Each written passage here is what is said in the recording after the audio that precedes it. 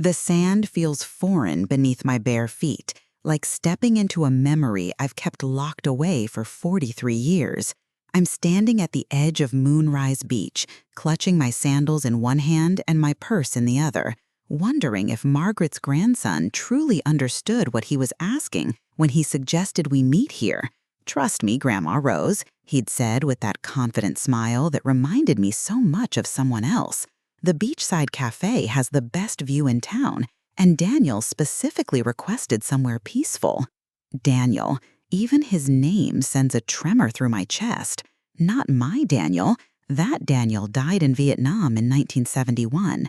This is Daniel Morrison, a 72-year-old retired English teacher who Margaret's grandson met at his book club. A widower, like me. Someone who supposedly shares my love of classic literature and long walks. Someone who, according to the matchmaking efforts of our well-meaning grandchildren, might be perfect for a woman of 65 who's been alone for too long. But they chose the beach. Of all the restaurants, cafes, and quiet corners in this coastal town, they chose the place where I promised myself I'd never return. The September wind carries the scent of salt and seaweed, the same combination that used to make my heart race with anticipation. Now it makes my chest tight with something between grief and panic. I force myself to breathe slowly, counting the waves as they roll in. 1, 2, 3. The way Dr. Martinez taught me during those difficult months after Robert died. I check my watch. 4:47 p.m., 13 minutes early, just as I planned. I've always believed in arriving early for important occasions, though I'm not entirely sure this qualifies as important. It's just coffee, just a conversation with a stranger who might become a friend. Nothing more than that, despite what Margaret keeps insisting about giving love another chance at our age. The beachside cafe sits perched on wooden stilts, painted a cheerful yellow that clashes with my somber mood. Through the wide windows, I can see other patrons, couples sharing dessert, families with young children pointing excitedly at the waves, an elderly man reading a newspaper while his coffee grows cold. Normal people living normal lives, unburdened by the weight of returning to places they swore they'd never see again. I climb the wooden steps slowly, my arthritis protesting the uneven planks. The hostess, a young woman with sun-bleached hair and a genuine smile, greets me warmly. "Table for one?" "Actually, I'm meeting someone, Daniel Morrison, though I might be a bit early." "Oh yes, he's already here, right by the window. Such a sweet man. He's been here for 20 minutes just watching the waves and reading." 20 minutes early?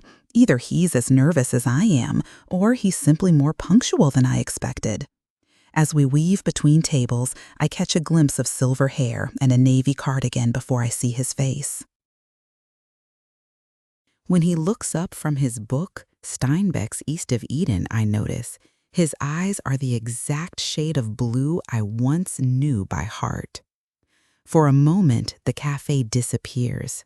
The chattering families, the clinking dishes, the soft jazz playing overhead, all of it fades into white noise.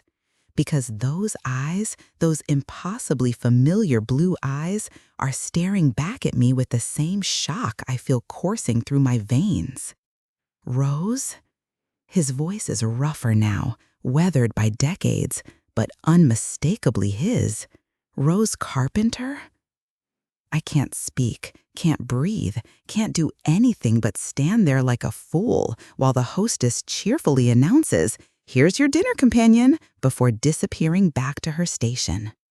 Daniel, my Daniel, not the stranger I expected to meet, rises slowly from his chair. He's thinner than he was at 28, his dark hair now completely silver, his face lined with years I wasn't there to witness. But those eyes, those hands now reaching toward me as if to confirm I'm real, those are exactly as I remember. "I thought you were dead," I whisper, finally finding my voice. "I thought you'd forgotten me," he replies. And in those 6 words, 43 years collapse into nothing. "Please," Daniel says, gesturing to the chair across from him. His hand trembles slightly, and I wonder if it's age or emotion causing the shake. I think we both need to sit. I lower myself into the chair, grateful for its support. My legs feel unsteady, as if the sand outside has somehow infiltrated the cafe floor. The hostess' cheerful voice echoes in my memory. Such a sweet man, been here for 20 minutes. And I realize this wasn't a coincidence. He knew it was me.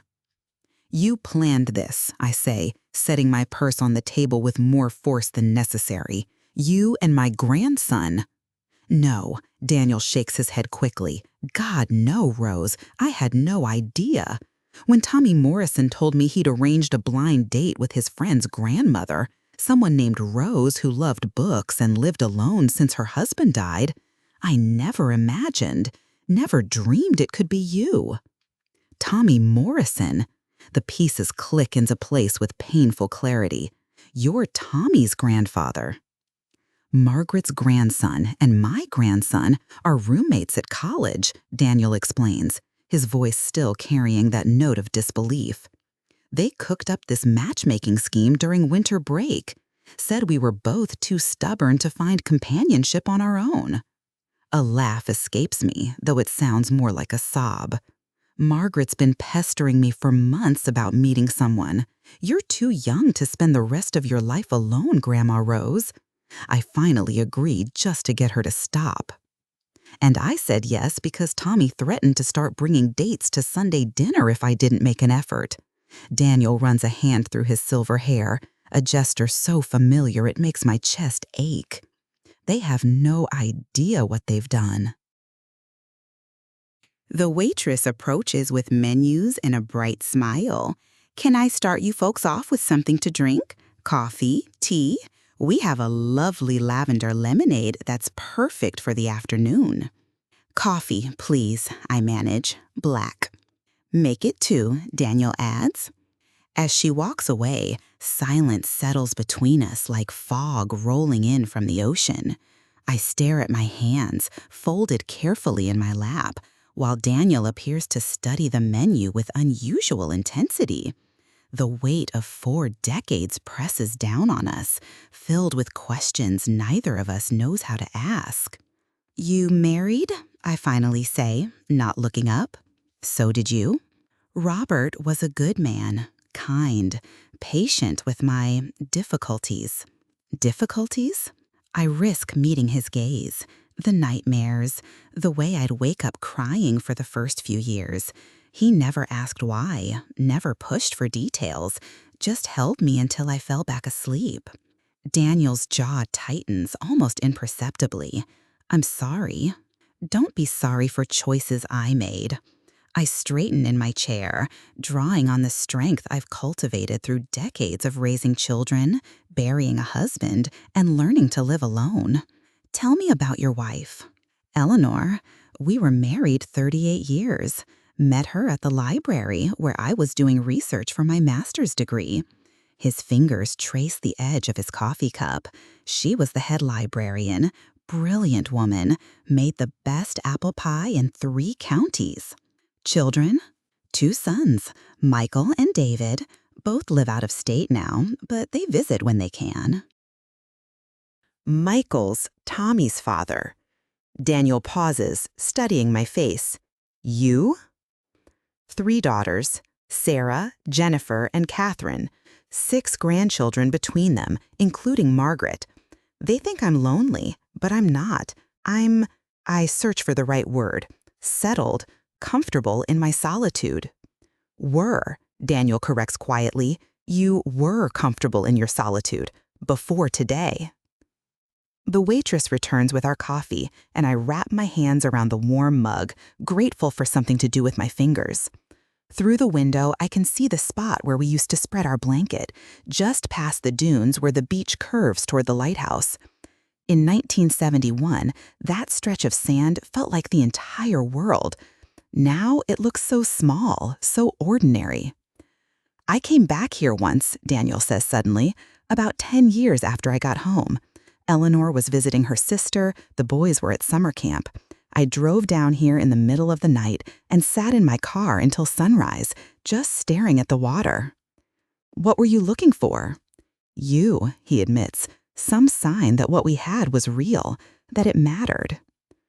I close my eyes, remembering those last weeks of summer 1970, the way he'd trace patterns on my bare shoulder while we talked about the future, how we'd made plans, tentative, hopeful plans for when he returned from his tour, the letters I wrote but never sent after that terrible telegram arrived. Your family told me you were dead, I say, opening my eyes to find him watching me intently. I went to your mother's house 3 months after the telegram. She was packing boxes, moving away. When she saw me, she just started crying and said you were gone, that everyone was gone. Daniel sets down his coffee cup with a sharp click. What telegram? The one from the Army, October 1970. It said you were missing in action, presumed dead. My voice cracks on the last word. I kept it for years, until Robert found it and insisted I let go. Rose? Daniel reaches across the table, his fingers barely brushing mine. I was never missing in action. I was wounded, badly wounded, in October 1970. Spent 4 months in a field hospital, then another 6 months recovering stateside. But I was never missing, never presumed dead. The cafe seems to tilt around me, but the telegram was meant for someone else. There were 3 Daniel Morrisons in our unit. Daniel James Morrison, that's me, Daniel Paul Morrison from Arkansas, and Daniel Robert Morrison from Ohio. Daniel's voice grows gentle. Daniel Robert Morrison was the one who died that October, the one who was missing for weeks before they found his body. I stare at him, trying to process what he's telling me. You mean... I mean the Army made a mistake, sent the telegram to the wrong family, and by the time I got home and could write to you, you were already married to Robert Carpenter. The implications crash over me like a rogue wave. 43 years. 43 years of believing he was dead, of building a life on the foundation of that grief, of teaching myself to love someone else because the boy I'd given my heart to was buried in a jungle on the other side of the world. I tried to find you, Daniel, continues, when I got home in 71, but your family had moved. Your friends said you were married, living in Boston, happy. I didn't want to disrupt that. Happy, I repeat, tasting the bitter irony. I was trying to be happy, trying to honor what we had by building something good with someone else. Did it work? I consider the question carefully, thinking of Robert's gentle patience, our 3 daughters, the quiet contentment of our years together. Yes, I say finally, in its own way, it worked. Robert was a good husband, and I was a good wife to him. But it wasn't. It wasn't what we had, Daniel finishes. No, it wasn't. We sit in the growing silence, each lost in our own maze of what-ifs and might-have-beens. Outside, the sun is beginning its descent toward the horizon, painting the sky in shades of pink and gold that remind me of those long-ago evenings when we thought we had forever. Do you ever wonder, Daniel asks, breaking the silence that has stretched between us like a bridge neither dares to cross, what our lives would have looked like if that telegram had never been sent, if the Army had gotten the names right? I take a careful sip of my coffee, buying myself time. It's a question I've avoided asking for 4 decades, knowing it would only lead to a labyrinth of regret. But now, sitting across from the man I thought I'd buried, the wondering feels inevitable. Every day, I admit, especially in the beginning, I'd imagine you coming home in 71, imagine us getting married in that little church by the harbor where we used to walk. I'd picture our children, what they might have looked like, what we might have named them. Daniel's eyes soften. What did you imagine naming them? For a boy, Daniel James Morrison, Jr., of course. You were so proud of carrying your father's name. The memory brings an unexpected smile. For a girl, Elizabeth Rose. After my grandmother and, well, Rose was never just your name to me, Daniel says quietly. It was everything about you. The way you blushed when you laughed, the way you smelled like the wild roses that grew behind your mother's house.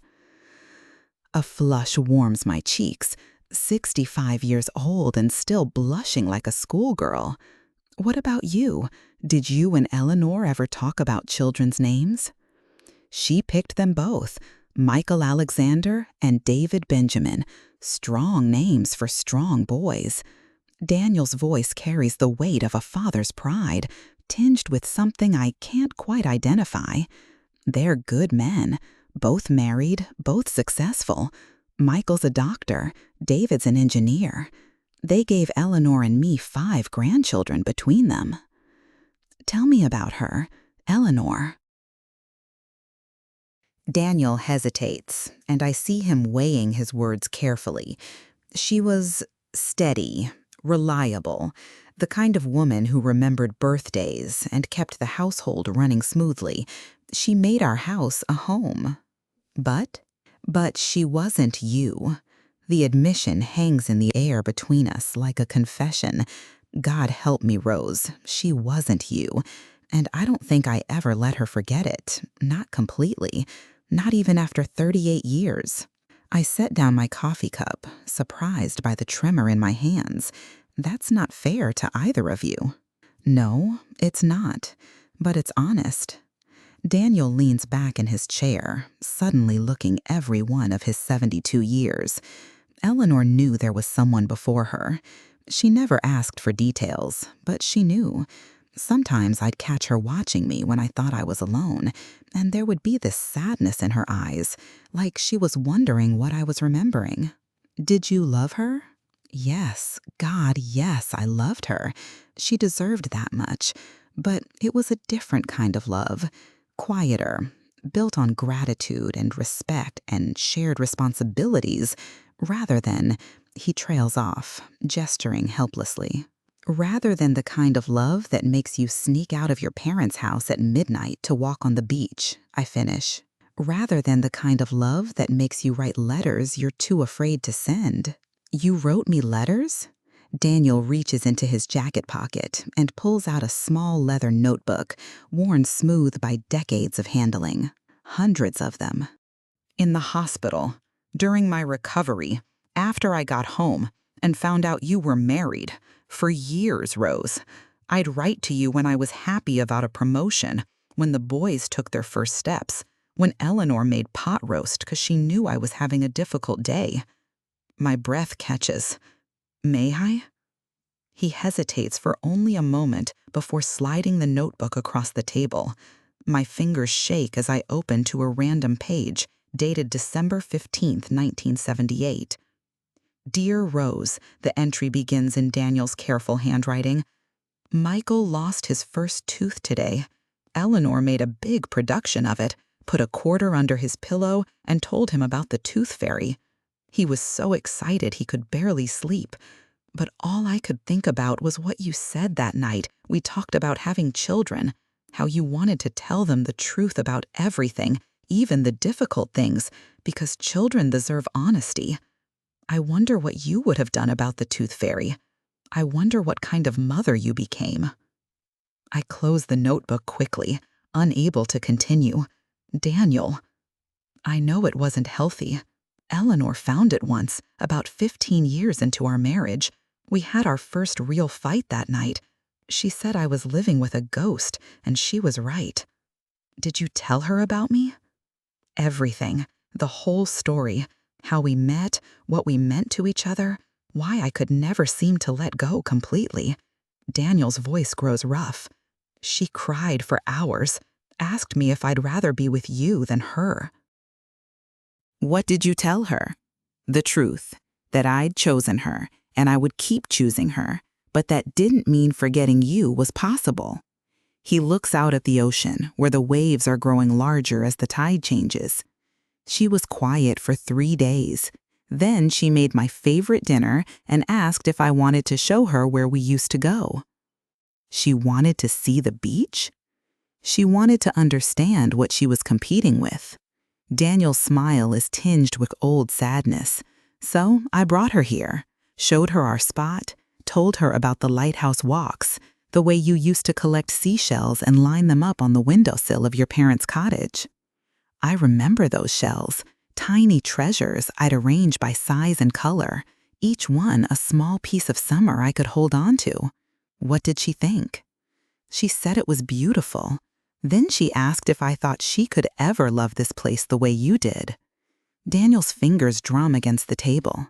I told her she didn't have to, that loving me didn't mean she had to love everything I'd loved before her. Wise words. Eleanor's words, actually. She said them to me that night after we got home. Said loving someone meant accepting all their history, even the parts that hurt. Daniel meets my eyes. She was a better woman than I deserved. Through the window, I watch a young couple walking hand in hand along the waterline, their shoes dangling from their fingers. They stop to examine something in the sand, and the woman laughs at whatever her companion has found. The sound carries on the wind, clear and joyful and uncomplicated. I should go, I say suddenly. This isn't fair to either of us. We're both carrying too much history to sit here pretending this is just coffee between strangers. Wait, Daniel's hand covers mine before I can reach for my purse. Please, just wait. For what, Daniel? What are we waiting for? I don't know, but I know I'm not ready to say goodbye again. Not yet. His touch sends warmth up my arm, a reminder of how my body used to respond to his nearness. 43 years haven't erased that memory, haven't diminished the way my pulse quickens when he looks at me like I'm the only person in the room. We're not the same people we were, I say, trying to inject reason into a moment that defies logic. We're grandparents, Daniel. We have histories, responsibilities, complicated relationships with our grown children who wouldn't understand this. I know. We've built entire lives without each other.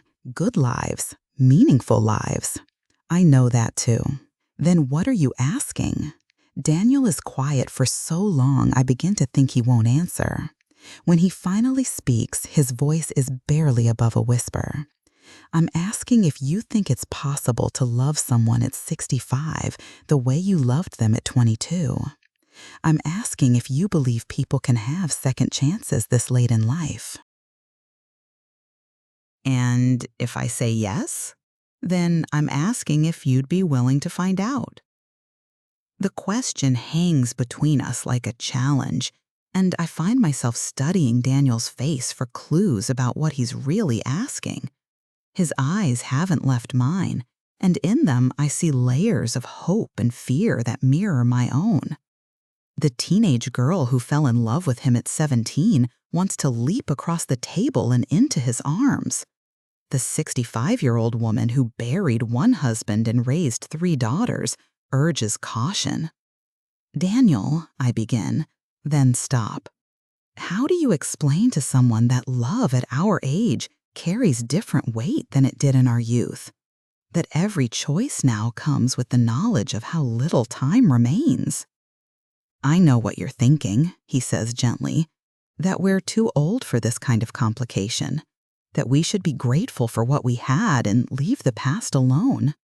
Aren't those valid concerns? Absolutely. Daniel releases my hand and leans back in his chair. We're not impulsive 20-somethings anymore. We both understand consequences now. We know that actions have ripple effects that touch other people's lives.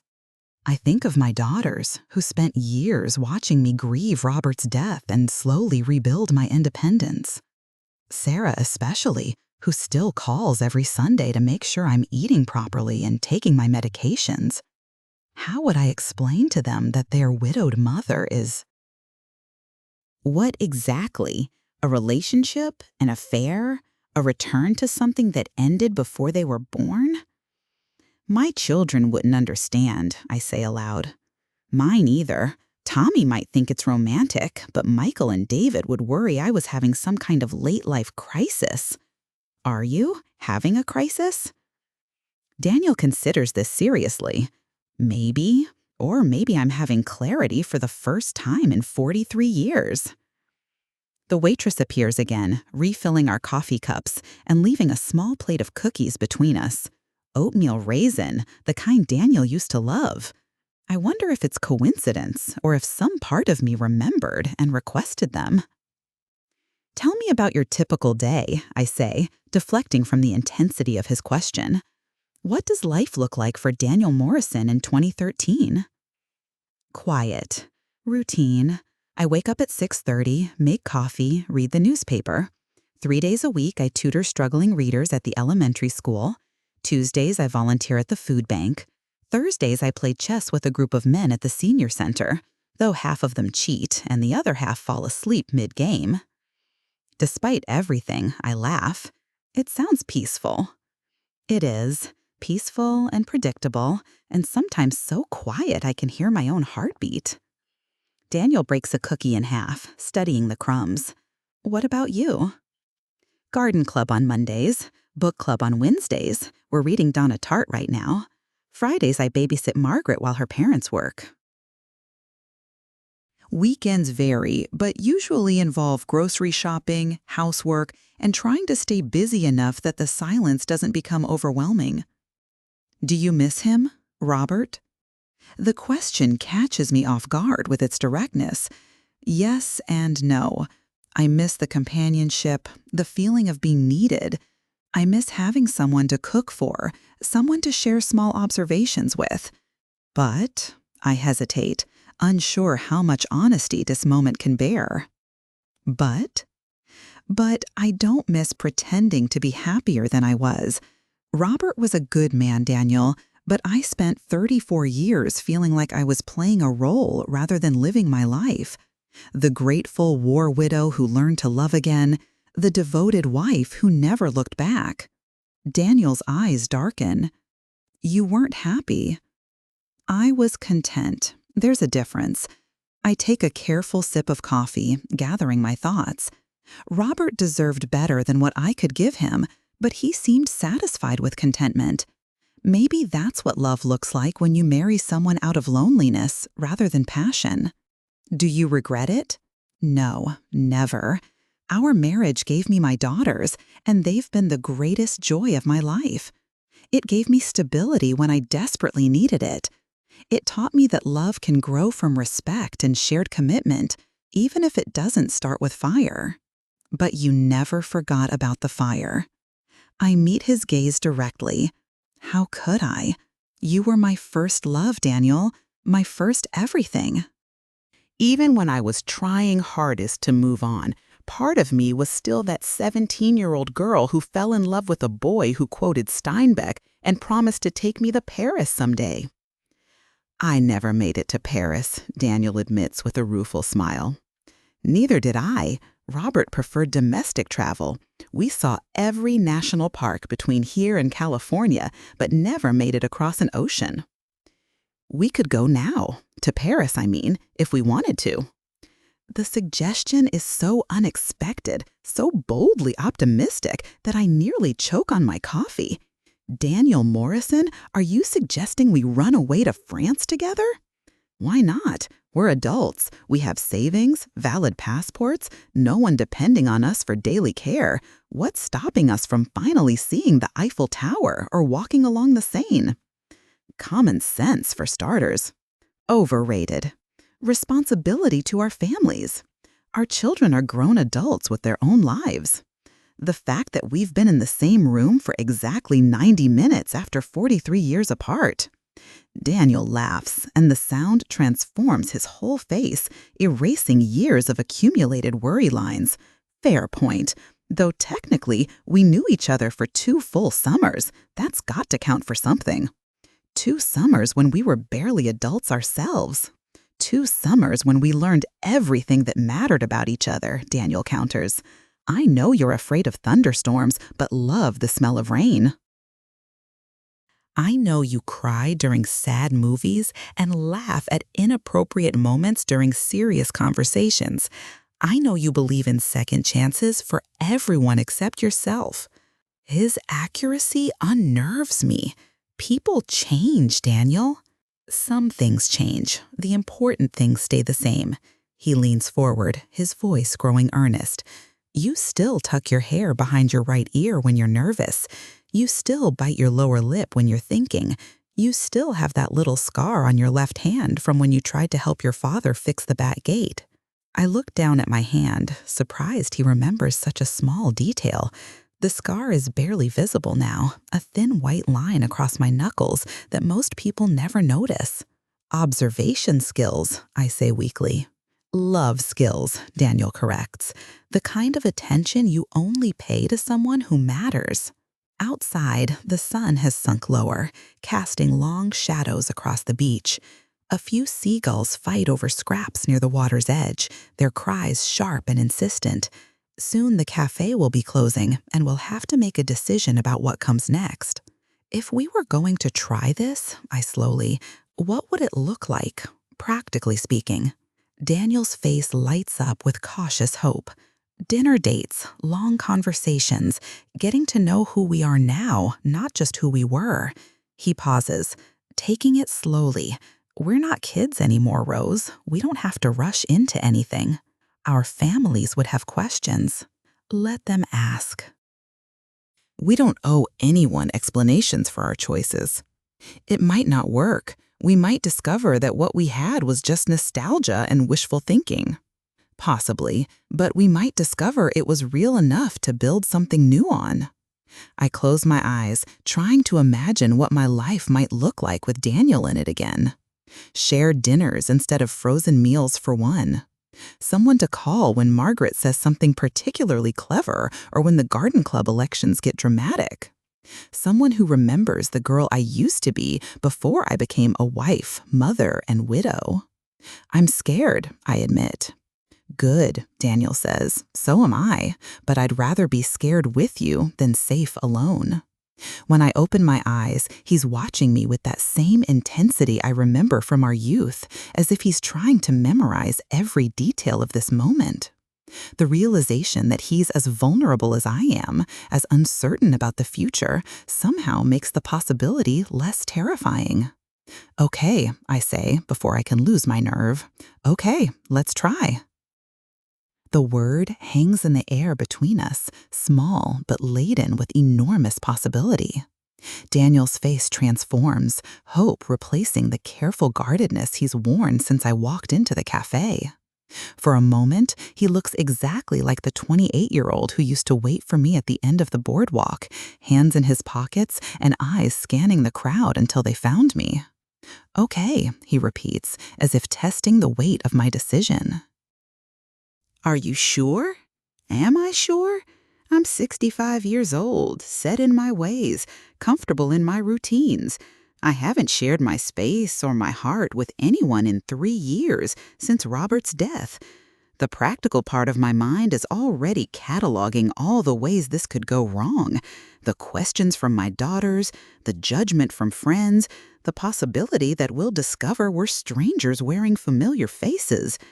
But there's another voice, quieter but insistent, reminding me that I've spent most of my adult life playing it safe. That contentment, however peaceful, isn't the same as joy. That maybe, just maybe, I deserve one more chance at the kind of love that makes you sneak out of your parents' house at midnight. As sure as anyone can be about something this complicated, I answer. Which is to say, not at all, but willing to try anyway. Daniel reaches across the table again, this time taking my hand properly in both of his. His skin is rougher now, marked with age spots and small scars I don't remember, but his touch still sends warmth up my arm. Thank you. Don't thank me yet. I haven't actually agreed to anything specific. You've agreed to possibility. That's enough for now. The waitress approaches our table again, this time with the check and an apologetic smile. I'm sorry to interrupt, but we'll be closing in about 15 minutes. The kitchen's already shut down, but you're welcome to finish your coffee. Of course, I say, reaching for my purse. We should. Let me, Daniel interrupts, placing a gentle hand on my wrist. Please. There's something old-fashioned about the gesture, a courtliness that reminds me of the boy who used to insist on walking me home even when it meant an extra mile for him. I nod and settle back in my chair, watching as he counts out bills and leaves what I suspect is an overly generous tip. "So what now?" I ask as he returns his wallet to his jacket pocket. Now we figure out what trying looks like. Daniel glances out the window where the sky has deepened to shades of purple and gold. "Would you like to walk with me? Just to the lighthouse and back." The lighthouse. Of course he would suggest the lighthouse. It was our destination on so many of those long-ago evenings, the place where we'd sit on the rocks and plan futures we were certain would include each other. I haven't walked that path since 1970. I don't know if I'm ready for that particular memory lane. Then how about just to the parking lot? We can talk about practical things, phone numbers, when we might see each other again. Practical things. Yes, I can handle practical things.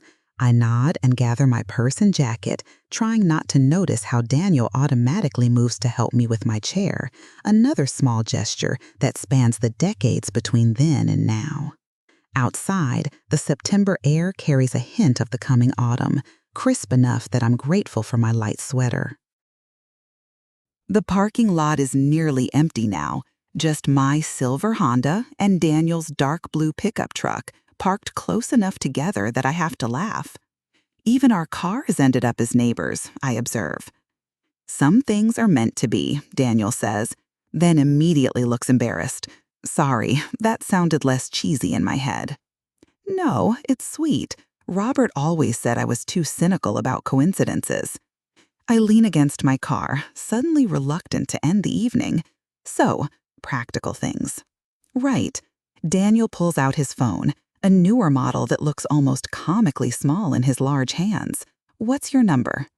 We exchange information like teenagers, both of us double-checking that we've entered everything correctly.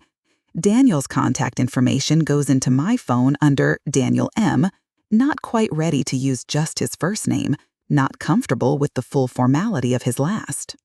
"When would you like to see me again?" Daniel asks. I don't want to pressure you, but I also don't want to play games about interest levels. I'm 72 years old, Rose. I don't have time for ambiguity. His directness is both refreshing and terrifying. "What did you have in mind?" "Dinner. Somewhere that isn't a beachside cafe, so we can focus on getting to know each other instead of processing the shock of reunion." Daniel pauses. "Unless you need time to think about this, I'd understand if you wanted a few days to decide whether this is really what you want." Do I need time?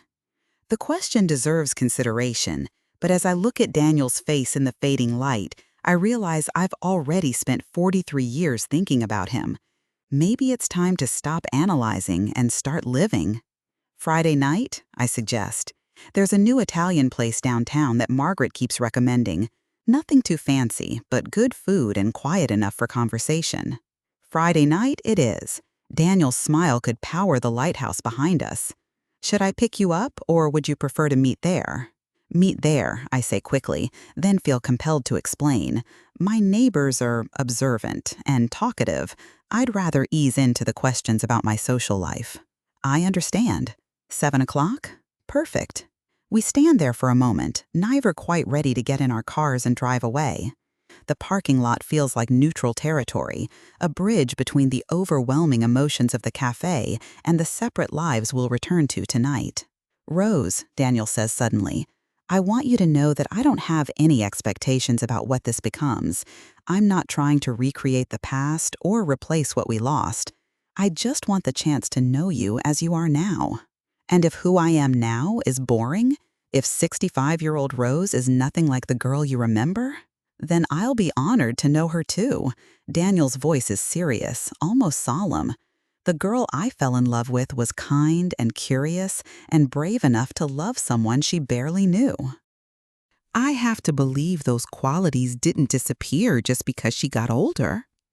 His words touched something deep in my chest, a part of myself I've forgotten existed, the part that used to believe in magic and second chances before life taught me to be more careful with my heart. Thank you, I say softly, for seeing me that way. It's been a long time since anyone described me as brave. Maybe you just needed someone who remembered what brave looked like on you. I reach for my car door, then pause with my hand on the handle. Daniel, what if our grandchildren ask how the date went? What do you want to tell them? I consider this. Margaret will want details. She always does. She'll want to know if I liked him, if he was polite, if I'm planning to see him again. She certainly won't expect me to tell her that her carefully arranged blind date turned out to be a reunion with my first love. The truth, I think. Just not all of it. Not yet. That we enjoyed each other's company and plan to meet again? Exactly. I smile at him. Let them think their matchmaking worked exactly as planned. Which, in a way, it did. As I drive home through the familiar streets of our small coastal town, I catch myself smiling in the rearview mirror. When was the last time I smiled like this? Spontaneous and genuine and slightly giddy. When was the last time I had something to look forward to that was just for me? My house feels different when I walk through the front door, though nothing has changed. The same family photos line the mantel, the same crocheted afghan drapes over Robert's old chair, the same routine of evening medications waits on the kitchen counter. But something has shifted, some fundamental alteration in the way I see my own life. I pour myself a glass of wine, something I rarely do on weeknights, and sit on my back porch, listening to the distant sound of waves. From here, I can't see the beach, but I can smell the salt air and hear the eternal rhythm of water meeting shore. For the first time in 3 years, that sound doesn't make me feel alone. My phone buzzes with a text message, and my heart skips before I even look at the screen. But it's just Margaret. "How did it go, Grandma? Did you like him?" I stare at the message for a long moment, trying to figure out how to encapsulate the evening in a way that's honest but not overwhelming. Finally, I type back, "He was very nice. We're having dinner Friday." The response comes immediately, "OMG, yes, I knew you'd like him. Tell me everything." "Later, sweetie. I'm tired tonight." "Fine, but I want details Friday after your date. I'm so proud of you for putting yourself out there. Love you." "Love you too." I set the phone aside and close my eyes, letting the wine and the sea breeze wash over me. In 3 days, I'll see Daniel again. In 3 days, I'll sit across from him at a dinner table and try to bridge 4 decades of separate living. The thought should terrify me, but instead it fills me with something I haven't felt in years: anticipation. Friday arrives with unseasonable warmth and brilliant sunshine that streams through my bedroom curtains, waking me earlier than usual. I lie in bed for a few moments, watching dust motes dance in the golden light and trying to calm the butterflies that have taken up residence in my stomach. Tonight, I have dinner with Daniel Morrison. Tonight, I begin the complicated process of discovering whether the past can be transformed into a future. I spend the morning in my garden, deadheading roses and pulling weeds with more focus than the tasks require. Physical work has always been my antidote to anxiety, and today my flower beds receive the benefit of nervous energy that has nowhere else to go. My neighbor, Mrs. Patterson, waves from her kitchen window, and I wonder what she'd think if she knew her predictably widowed neighbor was preparing for a dinner date. By afternoon, I'm second-guessing everything from my choice of restaurant to the blue dress hanging in my closet. I try on 3 different outfits before settling on a simple black dress with a cardigan, elegant enough for dinner, but not so formal that I look like I'm trying too hard. My reflection in the mirror shows a woman who could pass for 55 in the right light, though the fine lines around my eyes and the silver threading through my brown hair tell the truth about my 65 years. At 6:30, I arrive at Marcello's, the Italian restaurant Margaret recommended. It's busier than I expected for a Friday evening, filled with couples and families enjoying the kind of casual elegance I hoped for. The hostess, a young woman with kind eyes and a warm smile, checks their reservation list. Morrison, party of 2, your companion isn't here yet, but I can seat you now if you'd like. I'm about to accept when I spot Daniel near the bar, studying the wine list with the same concentration he once brought to poetry. He's wearing a navy blazer over khaki pants, and his silver hair is combed with obvious care. When he looks up and sees me, his face lights up with such genuine pleasure that several other patrons turn to see what caught his attention. "Rose," he says, crossing to meet me, "you look beautiful." "Thank you. You look quite handsome yourself." The compliment feels strange on my tongue. I haven't flirted with anyone in decades, but Daniel's pleased smile makes the awkwardness worth it. The hostess leads us to a corner table with enough privacy for conversation, but not so isolated that we feel like we're on display. "Wine?" Daniel asks after we're seated. "I remember you used to prefer white." "You remember correctly. Something light if they have it." He orders a bottle of Pinot Grigio, and we settle into the kind of comfortable small talk that couples use to ease into deeper conversations. We discuss the restaurant, the unusually warm weather, the book Daniel is reading for his book club, safe topics that let us observe each other without the pressure of significant revelations. "Tell me about your daughters," Daniel says after the wine arrives. "I know their names, but I'd like to know them through your eyes." This is safe territory, the kind of conversation I could have with any new acquaintance.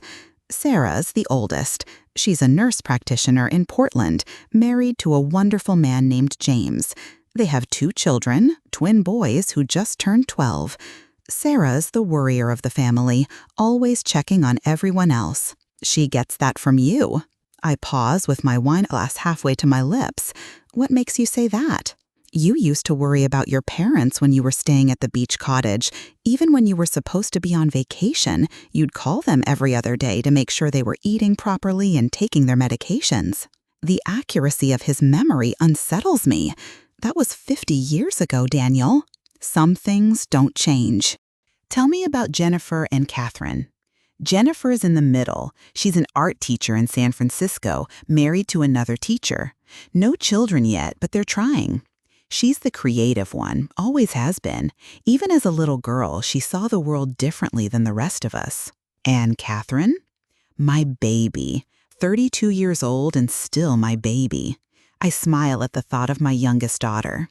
She's a veterinarian here in town, which is why Margaret spends so much time with me. Catherine works long hours, and her husband travels for business, so I help with childcare. Do you enjoy it, the babysitting?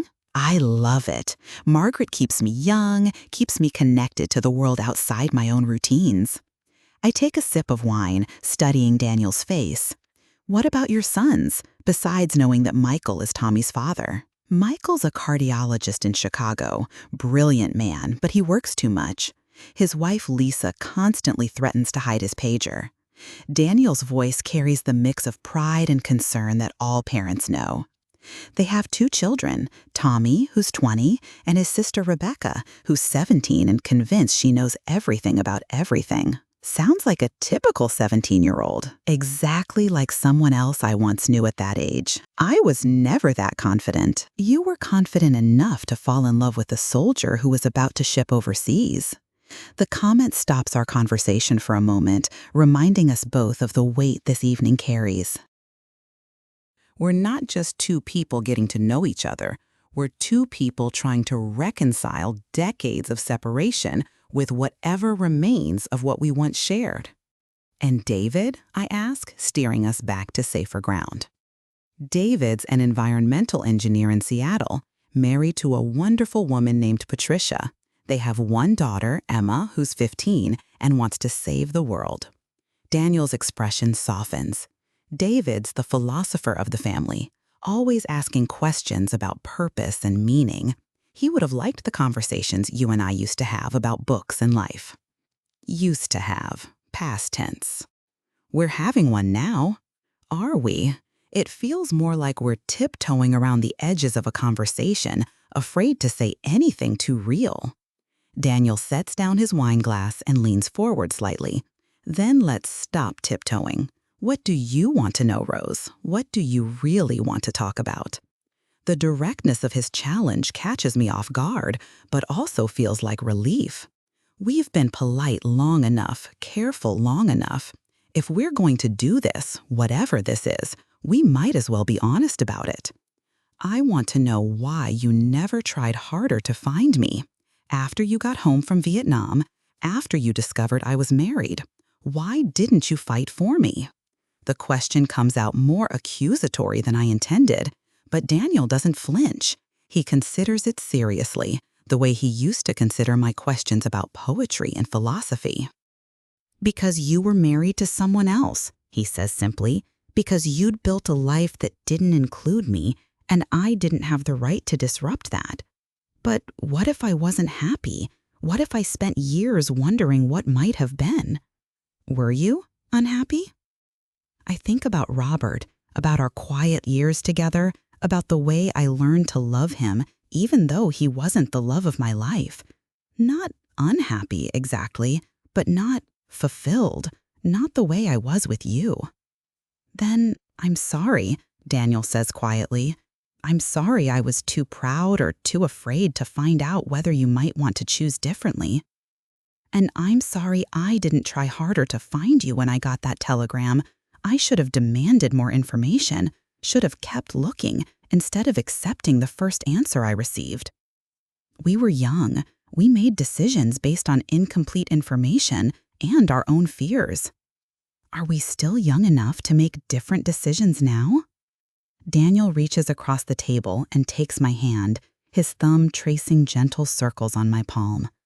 I'd like to think so. I'd like to think it's not too late for second chances. The waiter approaches to take our dinner order, and we break apart reluctantly.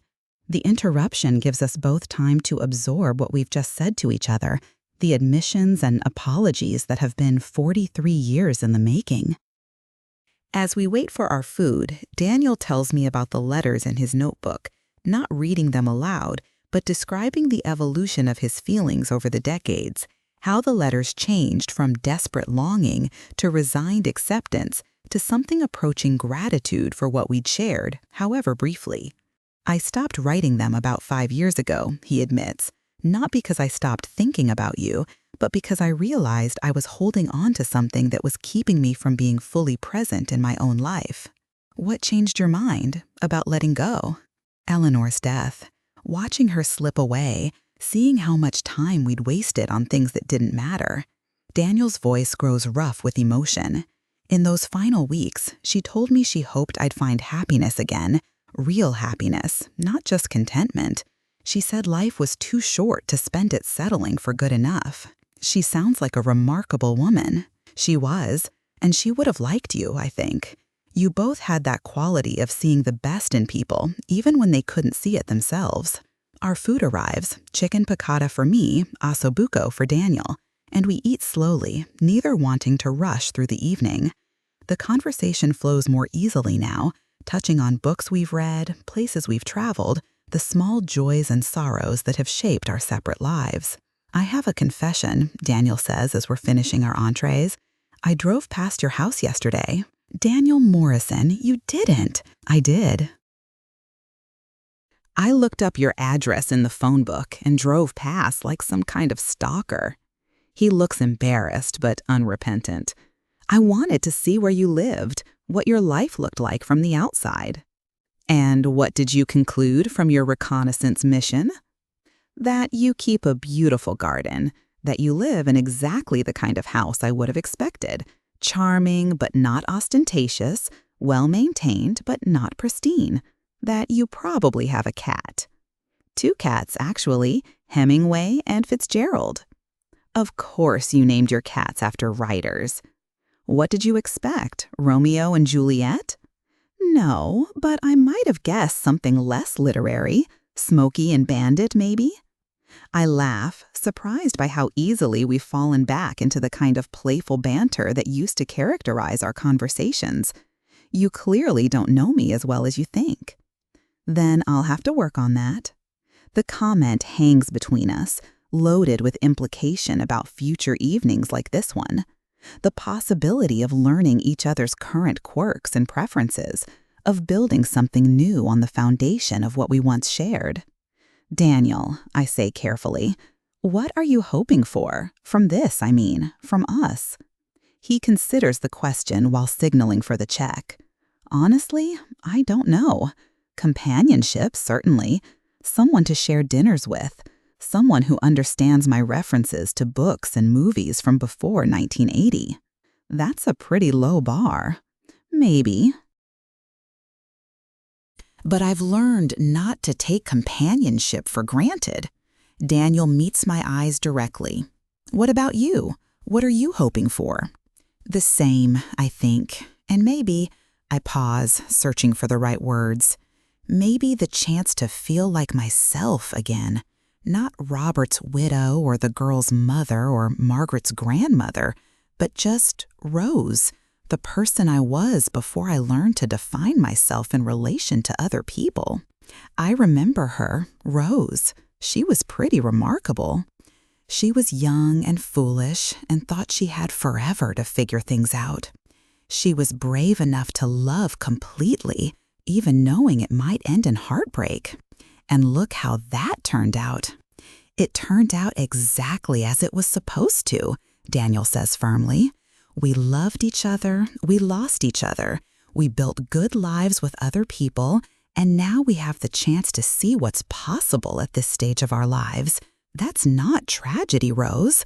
That's the full circle of a life lived honestly. When the check arrives, Daniel insists on paying, despite my protests. As we walk to the parking lot, I'm acutely aware of the evening ending, of returning to separate houses and separate routines. The thought fills me with an unexpected sadness.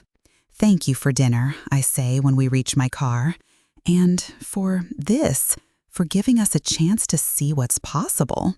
Thank you for saying yes. Daniel hesitates, then steps closer. Rose, would it be terribly presumptuous if I kissed you goodnight? My heart rate spikes at the question, and I realize I've been wondering the same thing all evening. It would be presumptuous, I say, but not terribly so. When Daniel kisses me, it's gentle and tentative at first, as if he's asking permission. But when I respond, leaning into him despite every rational thought in my head, the kiss deepens into something that erases 43 years of separation. For a moment, I'm 22 again, kissing the man I thought I'd lost forever under a star-filled sky. When we break apart, we're both breathing harder than we should be at our age. Oh my, I whisper. Indeed, Daniel agrees, his voice rough. I should go home. You should. Before we do something even more presumptuous. Probably wise. But neither of us moves for another long moment, standing close enough that I can feel the warmth radiating from his body, close enough that I can smell his aftershave and see the silver stubble on his jaw.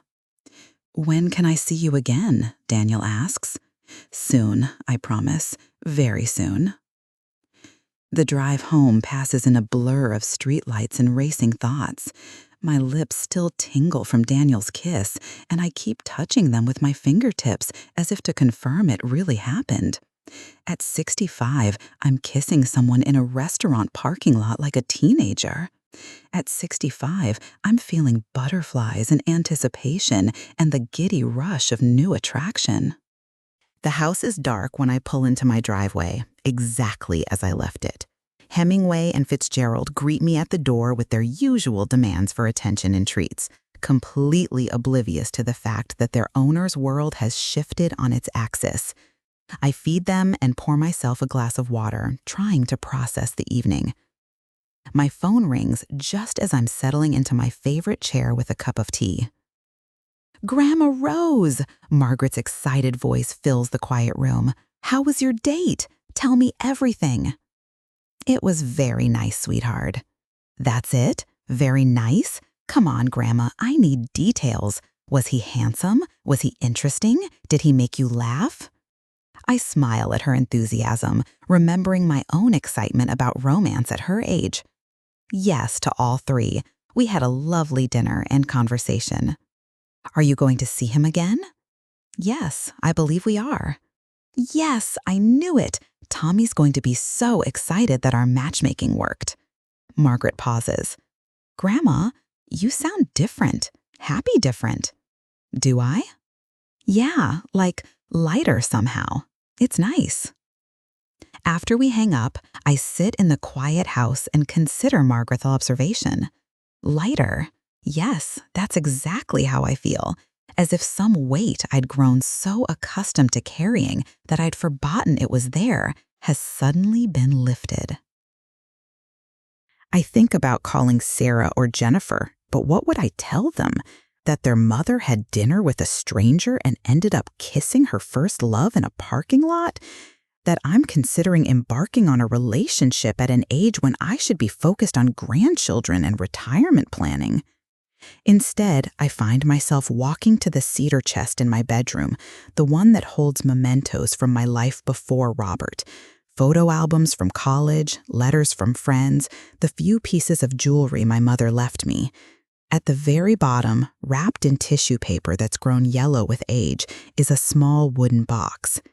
Inside are the only physical reminders I kept of my time with Daniel: a pressed flower from one of our beach walks, a ticket stub from a movie we saw together, and 3 letters he wrote to me during his training before deployment.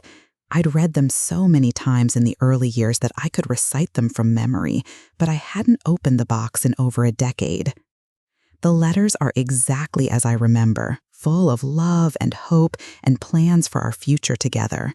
Reading them now, knowing what I know about the telegram mix-up and the decades that followed, they break my heart in a completely different way than they did when I was young.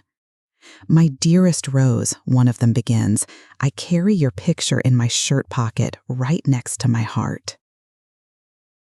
When things get difficult here, I close my eyes and imagine we're walking on the beach again, planning the house we'll build and the children we'll raise. You are my anchor to everything good in this world and the promise of what I'm fighting to come home to.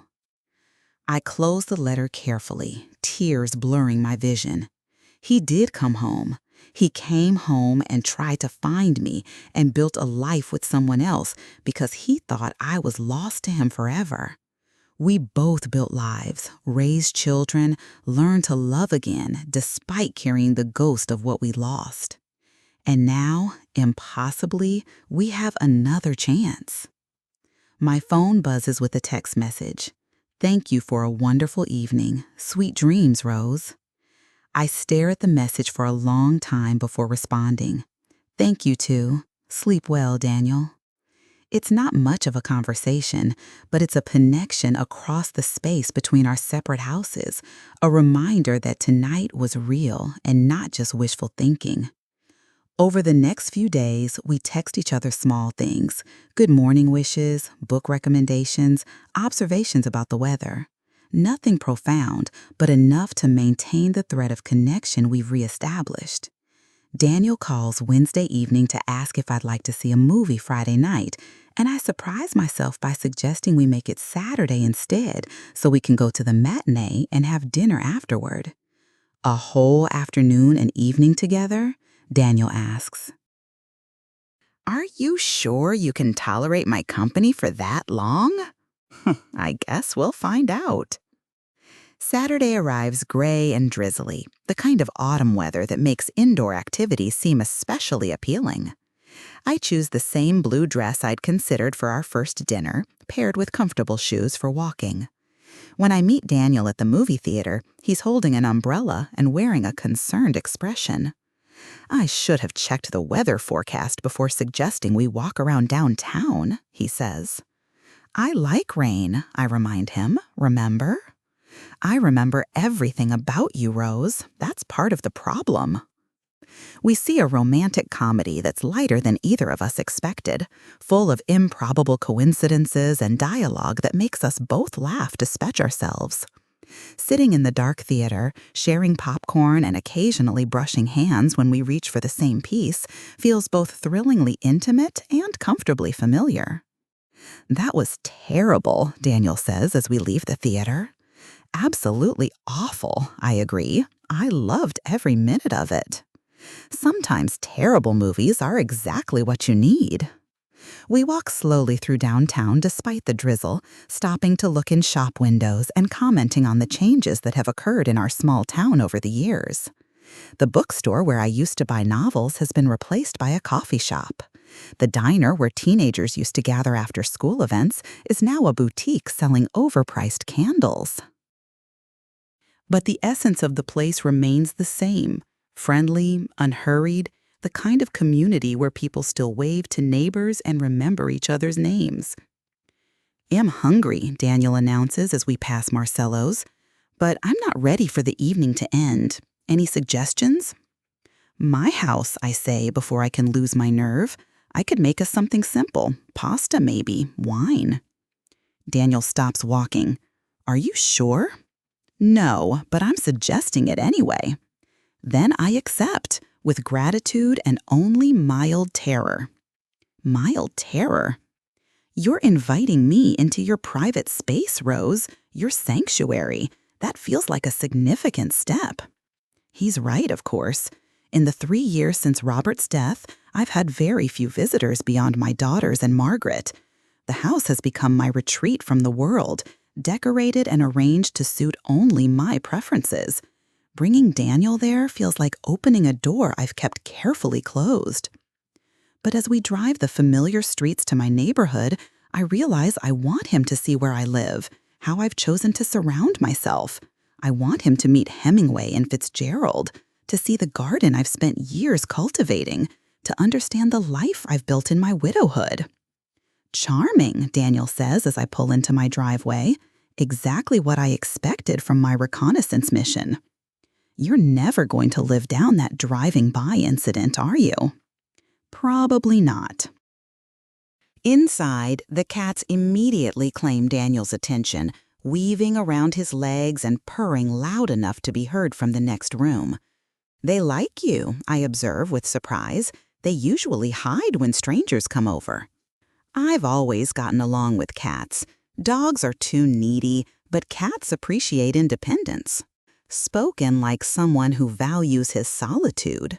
Valued, past tense.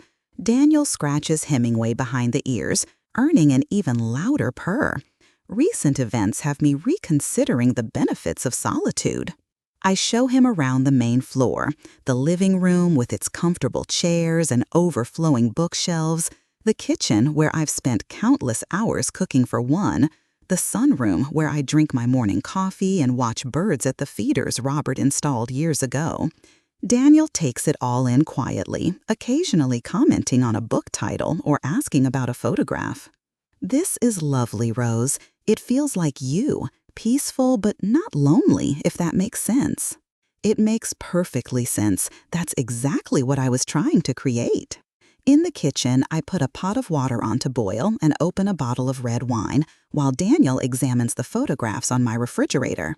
School pictures of Margaret, vacation snapshots with my daughters, a few candid shots from family gatherings.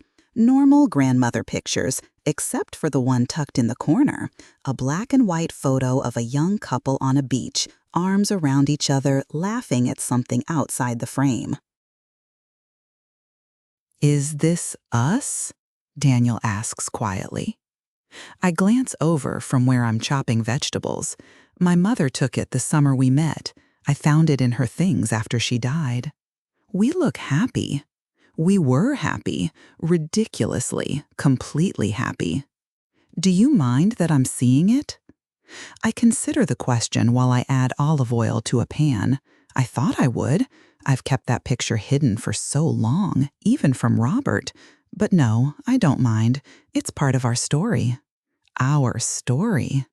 We have a story, Daniel. It doesn't end just because it got interrupted. As I cook, Daniel opens the wine and tells me about his house across town, his own cats, his own routines of solitary living. We've both become creatures of habit in our retirement, he explains, finding comfort in predictable rhythms and familiar spaces.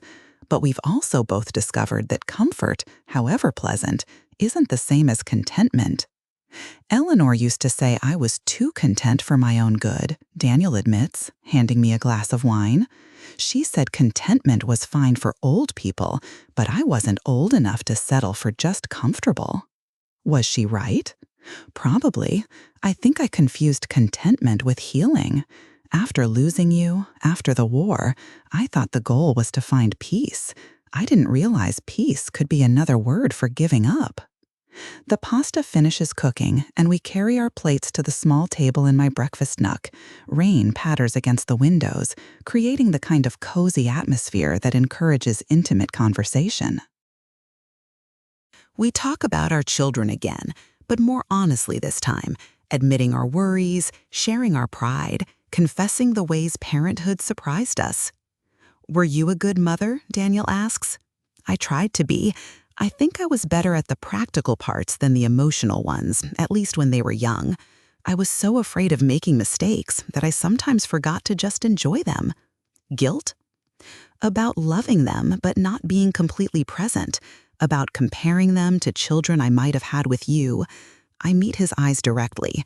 That's not fair to say, is it? It's honest, and honesty is what we promised each other. What about you? Were you a good father? I was present, reliable.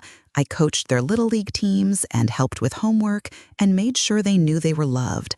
Daniel pauses. But Eleanor did the heavy lifting emotionally. I was still learning how to be vulnerable with people I cared about. Because of the war? Because of losing you. Because of learning that people you love can disappear without warning, so it's safer to hold something back. The admission hangs between us, heavy with implication. We've both spent decades protecting ourselves from the kind of loss we experienced in our youth, building careful walls around our hearts, even within our marriages. And now, I ask, are you still holding something back? Daniel reaches across the small table and takes my hand. Not with you. I'm too old to waste time on self-protection. That's terrifying. Yes, but it's also liberating. After dinner, we move to the living room with our wine. Daniel examines my bookshelves while I light a fire in the fireplace, noting titles we've both read and making mental lists of recommendations. The cats claim their favorite spots, Hemingway on the hearth, Fitzgerald in the window seat, and we settle into opposite ends of my sofa. "This is nice," Daniel says, looking around the room. "Comfortable. But I keep wondering what you're thinking, whether you're second-guessing this whole enterprise." I curl my legs under me, wine making me braver than usual. I'm thinking that this feels more natural than it should after 43 years. I'm thinking that I like having you in my space, which surprises me. And I'm thinking that we're both being very careful not to talk about what comes next. What do you want to come next? The question I've been avoiding all evening. What do I want? More evenings like this, certainly. More conversations that range from lighthearted to profound without warning. More of the feeling that I'm fully myself rather than playing a role. I want to keep seeing you, I say, finally. I want to see where this goes without putting pressure on it to go anywhere specific. No expectations. No expectations beyond honesty and kindness. And maybe, I pause, gathering courage, maybe not rushing back to our separate houses every night as if we're doing something wrong. Daniel sets down his wine glass and looks at me directly. "Rose, are you suggesting what I think you're suggesting?" "I'm suggesting that we're both adults, both alone, both rediscovering feelings we thought were buried forever. I'm suggesting that whatever this is between us, it's not wrong. Your neighbors, your daughters, will have to adjust to the idea that their mother and grandmother is still a woman with her own desires. And my sons will have to accept that their father isn't just waiting around to die. We look at each other across the small space of the sofa, both recognizing the line we're approaching. In a few minutes, Daniel will either leave for his own house or stay in mine, and either choice will change the nature of what we're building together. I don't want you to leave tonight, I say quietly. Not yet. Are you sure? I'm sure I don't want to spend another evening wondering what it would feel like to fall asleep next to you. Daniel moves closer on the sofa, close enough that I can see the flecks of green in his blue eyes, close enough that when he reaches up to touch my face, I can feel the slight tremor in his fingers. Rose, he says, and my name on his lips sounds like a prayer. When he kisses me this time, there's nothing tentative about it. This is the kiss of two people who've wasted enough time on caution, who understand that second chances don't come with guarantees, but deserve to be embraced anyway. I taste wine on his lips and something else, hope, maybe, or the sweetness of dreams finally allowed to resurface. Stay, I whisper against his mouth. Are you absolutely certain? I'm certain that life is too short to let fear make our decisions for us. Daniel pulls back just enough to search my face. Then, yes, I'll stay. Outside, the rain continues its gentle percussion against the windows, but inside my house, our house for tonight, the only sound is the crackling of the fire and the quiet rustle of two people who thought they'd lost each other forever, learning that some kinds of love are patient enough to wait decades for their second chance.